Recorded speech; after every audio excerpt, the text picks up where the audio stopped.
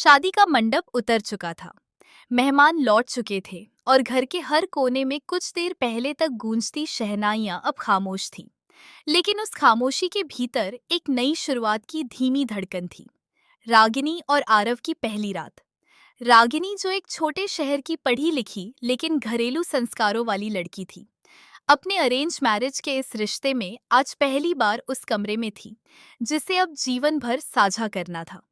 उसके मन में हजारों सवाल थे। क्या आरव उसे पसंद करता है? क्या वह उसे समझ पाएगा? शायद क्या दोनों के बीच वह जुड़ाव होगा जो उसने उपन्यासों और सपनों में देखा था? कमरे में हल्की सुगंध फैली थी। गुलाब की पंखुड़ियों और चंदन की तकिए पर रखे केसर के दूध की कटोरी अब भी उसकी सांसों में मिल रही थी। वो लाल जोड़े में सजी चूड़ियों की खनक के साथ पलकों को झुकाए बैठी थी। आरव ने जब कमरे का दरवाजा धीरे से बंद किया तो उसकी आंखें पल भर को रागिनी पर टिक गईं। उसे नहीं पता था कि कैसे शुरू करे। वो कोई फिल्मी हीरो नहीं था, लेकिन उसके भीतर कुछ था जो रागिनी को सिर्फ देखकर भी महसूस हो सकता था। एक शालीन आकर्षण, एक धीमा मगर भरोसेमंद स्पर्श। वो धीरे धीरे पास आया, कुछ बोलने की हिम्मत बटोरी और बोला, रागिनी तुम थकी होगी, लेकिन अगर तुम चाहो तो कुछ देर बातें कर सकते हैं। रागिनी ने पलकों के नीचे से उसकी ओर देखा और हल्के से मुस्कुरा दी।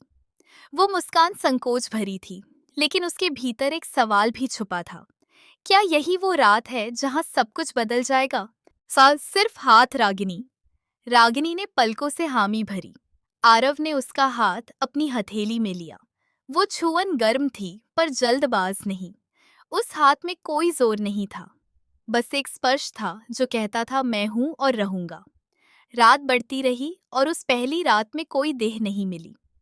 सिर्फ दो दिलों की धड़कनों ने एक दूसरे को छुआ। रागिनी की मांग अब भी सुनी थी, लेकिन उसकी आंखों में अब एक रोशनी थी, आरव की उपस्थिति की, उसकी नजरों की इज्जत की और उस अधूरी शुरुआत की जो अब धीरे धीरे मुकम्मल होने वाली थी।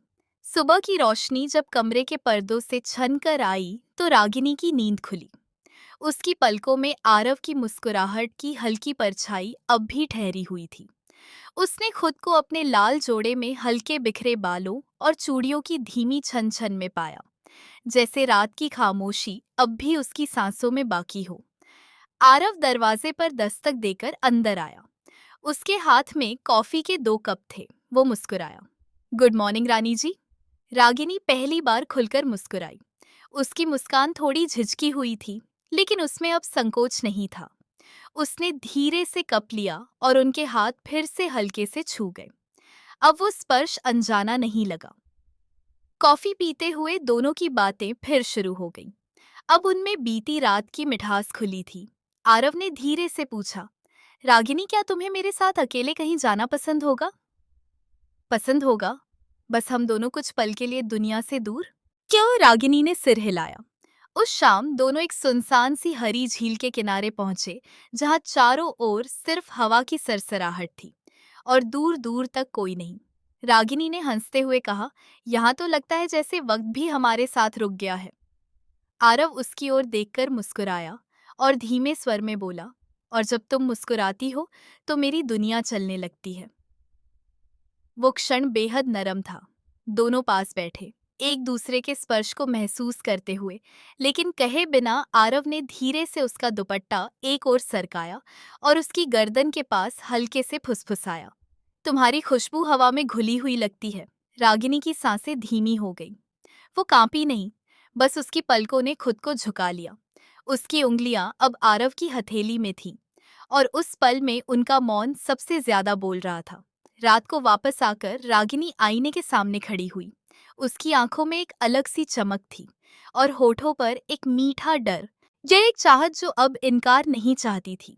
आरव पास आस्या उसके पीछे खड़ा हो गया और आईने में उसकी आंखों में झांकते हुए बोला, तुम्हें देखना अब आदत सी हो रही है और तुम्हें छूने की इजाजत अगर मिले तो शायद सांस लेना आसान हो जाए। रागिनी ने उसकी तरफ देखा। उसकी आंखों में अब वो हिचक नहीं थी। उसने खुद आरव की हथेली थामी और पहली बार अपने होठों से उसकी उंगलियों को छुआ। वह स्पर्श अब वादा था, समर्पण था और उस कहानी की अगली रात की दस्तक जो अब इंतजार नहीं चाहती थी। शाम के रंग जब घर की बालकनी में उतरने लगे, रागिनी की सांसों में एक अनकही बेचैनी घुल रही थी। दिन भर की हल्की बातचीत धीरे धीरे उसकी साड़ी के किनारे से उसकी पीठ तक पहुंची। हल्की सी सरसराहट, जैसे कोई हवा शरीर से बात कर रही हो। उस रात वो दोनों एक दूसरे के इतने पास थे कि शब्दों की कोई जरूरत ही नहीं रही। सांसें जुबान बन गई और हर हल्की सी हरकत एक नई कविता। रागिनी ने जब अपनी पलकों को धीरे से खोला तो देखा कि आरव अब भी उसे उसी आदर और प्रेम से देख रहा है जैसे पहली रात। उसने धीरे से कहा, तुमने मुझे मेरी तरह चाहा है, जैसे मैं हूं, बिना बदले। आरव ने उसे अपने सीने से लगाते हुए कहा, क्योंकि तुम मेरी कहानी की वह शुरुआत हो जिसमें मैं अंत तक जीना चाहता हूँ। और फिर रात की चुप्पी में उनके बीच सिर्फ एक नहीं, दो आत्माओं ने पहली बार मिलना स्वीकार किया। सुबह की ठंडी हवा खिड़की से पर्दों को सरकाती हुई कमरे में आई तो रागिनी ने करवट बदली। उसके गालों पर एक हल्की सी गर्मी थी। पिछली और रात की मीठी यादें अब भी उसके जिस्म में ठहरी हुई थी। उसका हाथ अब भी आरव के सीने पर था और उसकी उंगलियां उसकी धड़कनों के साथ गिनती सी करती थीं, जैसे हर धड़कन में अब उसका नाम जुड़ गया हो। आरव की नींद खुली तो उसने बिना कुछ कहे रागिनी की पलकों पर एक चुंबन रख दिया।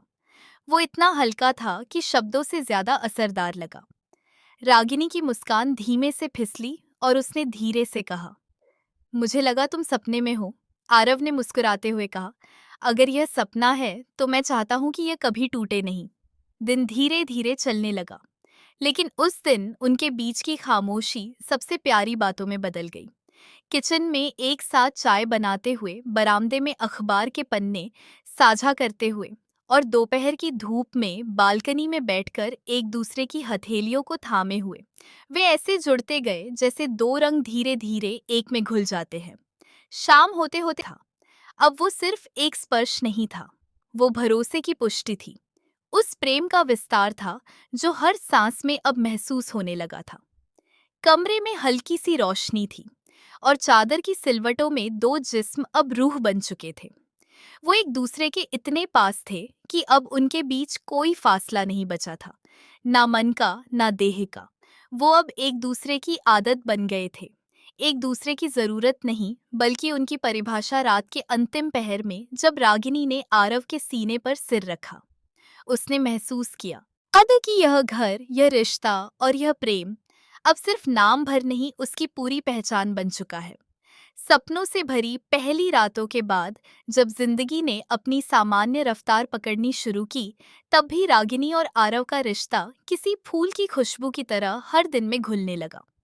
अब रागिनी सुबह उठती तो पहले आरव के चेहरे को देखती, उसकी उलझी जुल्फों में उंगलियां फेरती और मुस्कुराकर कहती, तुम्हें ऐसे ही हर सुबह देखना चाहती हूँ। आरव बदले में उसे अपनी बाहों में भरकर कहता, और मैं चाहता हूँ कि हर सुबह मेरी जिंदगी तुम्हारी मुस्कुराहट से शुरू हो। रागिनी अब पूरे